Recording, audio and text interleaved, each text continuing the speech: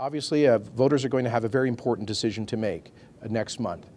I was clear in our own campaign that the re-election of a Trudeau Liberal government would be devastating for this province. Mr. Trudeau's policies have helped to deepen and prolong a period of economic decline and stagnation in this province that has killed tens of thousands of jobs and reduced incomes for hundreds of thousands of Albertans.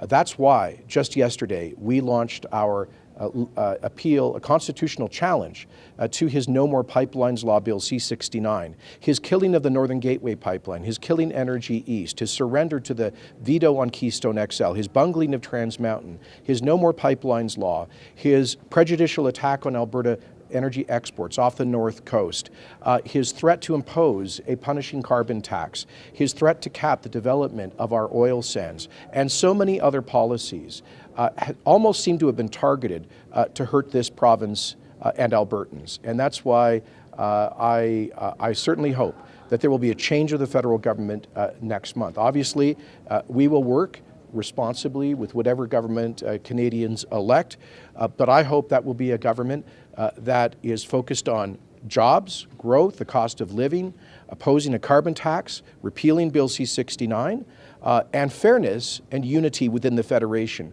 That would not be a second Trudeau government. Look, I've got a more than full-time job as Premier that I will be focused on, but I will certainly make my views known. I may assist with a federal Conservative campaign occasionally.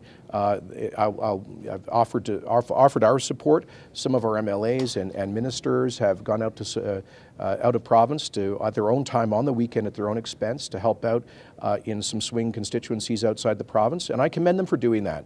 I think it's clearly in the interest of their constituents that we see a change in the federal government. We'll stay focused on getting our job done here. We've got a huge platform to implement. We're well on our way to doing so, but I certainly encourage Alberta Conservatives, if they have some personal time, to support a change in government in Ottawa. Our number one commitment was to get Alberta's economy rolling. The number one impediment to that is the loss of investor confidence. When I talk to business leaders in Alberta and investors outside this province, they tell me that we're doing all the right things in policy in Alberta, job creation tax cut, cutting red tape, but that they will not invest in this province if there's a re-elected Trudeau government. So these issues are linked. Our economic future, jobs in this province, are linked to the outcome of this federal election.